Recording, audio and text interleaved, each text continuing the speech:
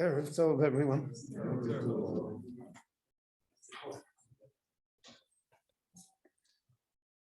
This week's Parsha introduces us to Moshe Rabbeinu, the man that will dominate the rest of the four Chumashim, and who remains the most significant figure in history until today. The Torah tells us very little about him.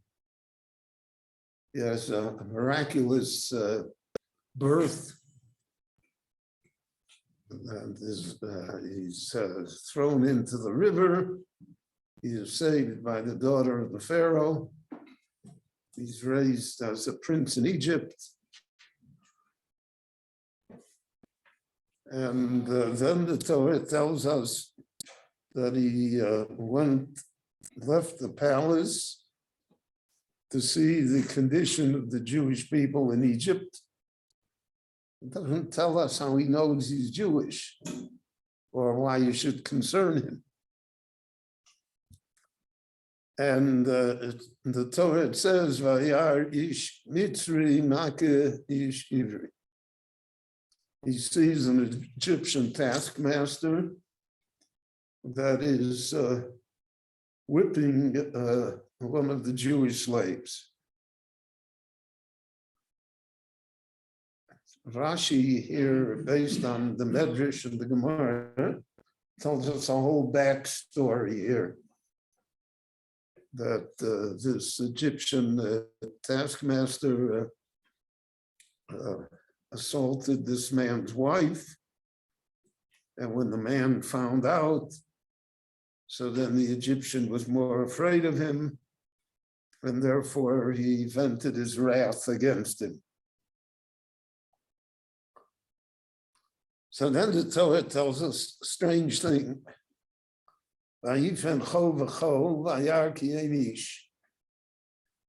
Moshe turns, so literally looks one way or the other way, and he sees that nobody is there. So the simple explanation is that there's no one going to observe the fact that he is going to kill the Egyptian, so that Moshe can do so, so to speak, with impunity, without fear of being punished. Here, Rashi departs from Pshat and begins a whole series in Medrash. Rashi says, Hayifen kol v'chol, meant that he looked, so to speak, at the dossier of this person. What would happen with this Egyptian?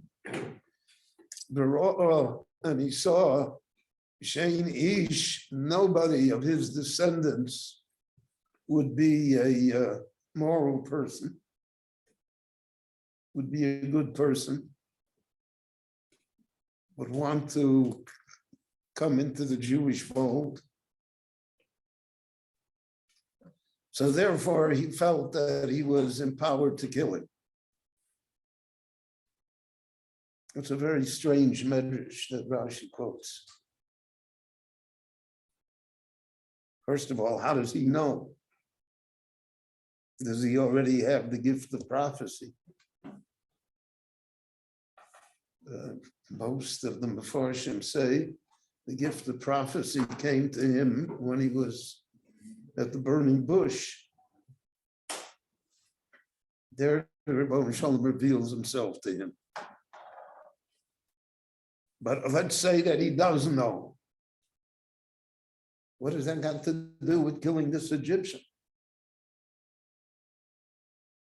Where do we ever find that when we judge a person for a crime, that we take into consideration that he's going to have a great grandson, that'll be in the kollel?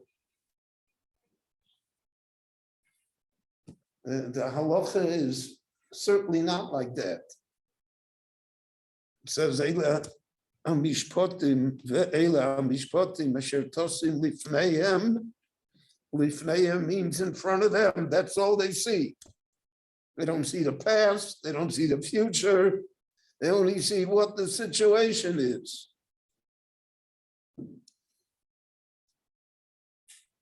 So what's the justification if the Egyptian is chayiv misa because of his behavior?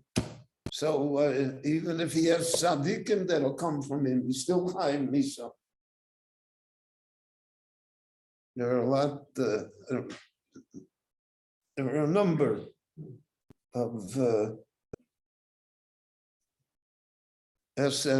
former SS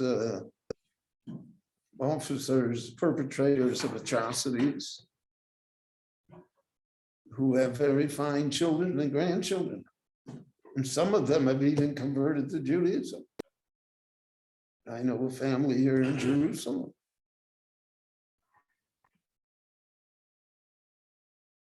The father's an SS man.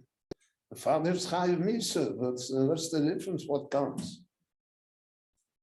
We don't have any sort of adjustment to deal with the fact that somehow we will have decent progeny, or that he won't have any generations. So that's another issue. And then we have Rashi on the posuk that Dosan Vaviram said to him, Allah Horgeni Ata Omer,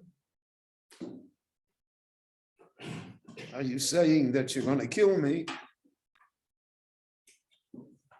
So Rashi says, why did they say Ata Omer, that you said? So Rashi says, because he killed the Egyptian by reciting the Shem Amphorish, by using God's name. That's how he killed it. So what's the Shem Amphorish? So some say it's Yud Kei Vav Kei, 4-letter Shem. But most of the Meforshim say it's the 42-letter Shem, which is hidden in Psukim and Chumash Breishis, and which is also hidden in the prayer of Nechunya ben Akona that we recite, called Ono Bekoach Kedu Hashem Mincha Tatir Tzura Kabei Nasamcha Tzavenu Tarenu Nora. In those stanzas are 42 letters which comprise the Shem Amphorish. Then there's a whole discussion in the Meforshim, in the Beis Hamikdash, when the Kohen Gadol on Yom HaKippurim recited the Shem Amphorish, because we say, Adadim B'chol Omdim Ba'azora, Yashomim as Hashem Amphorish, as Hashem Ayotze Mipi Kohen Gadol Meforish. What Shem did he say? Did he say Yud Kei Vav Kei and pronounce it the way it's written? Or did he say this Shem, the Shem of Mem Beis Othiot, of the 42 letters that somehow is a more concealed Shem? But in any event, whatever Shem he said, it worked. It killed the Egyptian, right?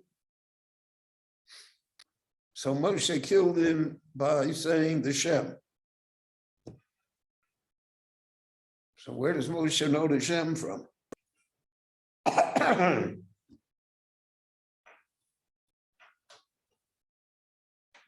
And if you look in the Medrash Rambam, where Rashi takes this parish from, there are three opinions. Excuse me. The Medrash asked the question, how did he kill him? How did Moshe kill the Egyptian taskmaster? So one opinion, Rabbi Yehuda says that he killed him with the bricks. Picked up a brick and he smashed his head. Makes sense, the bricks are there.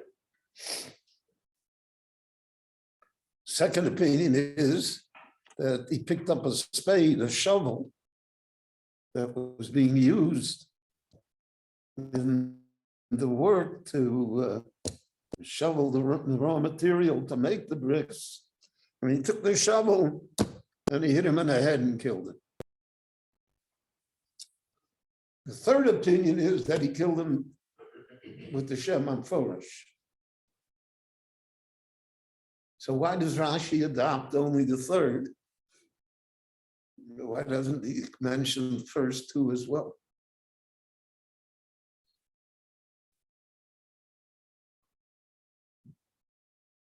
So the Mefarshim look at this in many different aspects.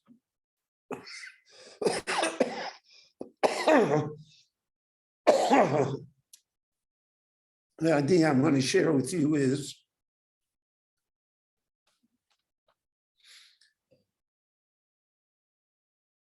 Moshe has no right to kill the man. If he kills him with a brick, or he kills him with a spade, that's what Dasan Vaviram said to him. Nisom Chalayish, who are you? You take the law in your own hands to kill people?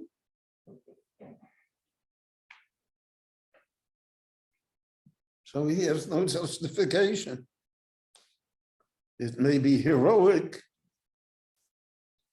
and it's romantic, but it's not al pi halacha.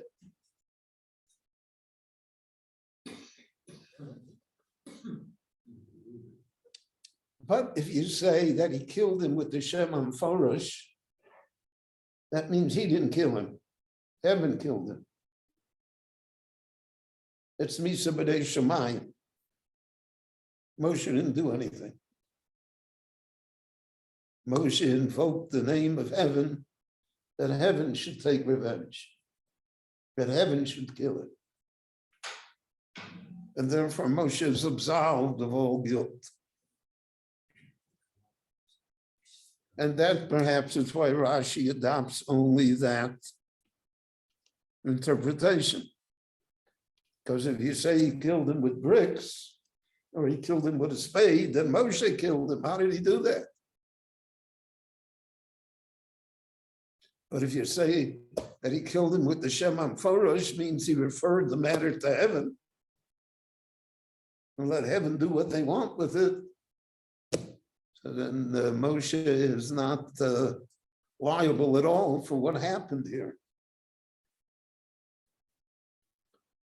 So there's an interesting point, because later on in Moshe's life,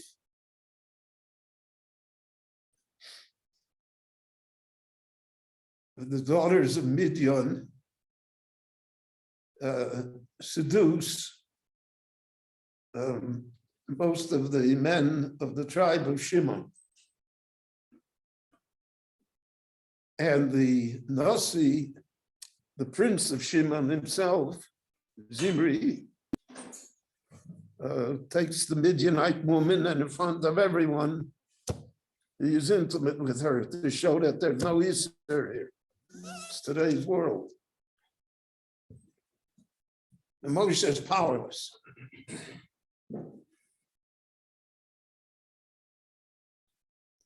Pinchas comes, and Pinchas kills them both. And Pinchas tells them halacha. Kanoim pogim bo. If you're a kanoi, then then it's legitimate for you to kill him. So we see that Moshe was not a kanoi because he didn't do it. Moshe didn't take any initiative here, and the Rashi quotes the Medrash that Moshe is weeping. They are powerless in front of this brazen act. So Moshe is never a kanoi.